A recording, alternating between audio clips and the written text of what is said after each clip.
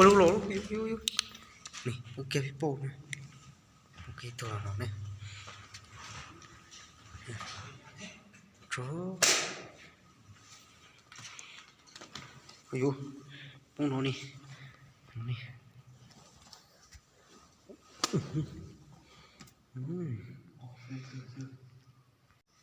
นี่ตัวปลาของnó đấyปลาอะไรตัวนะของnó đấyปลาใช่นะเอตัวไอ้ปุ๊บนะ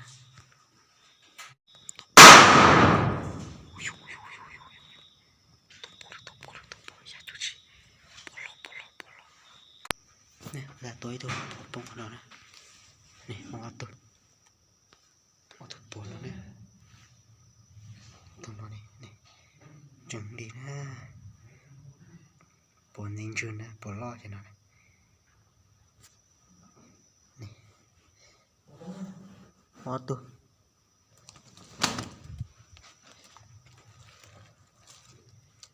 แล้วตัวแก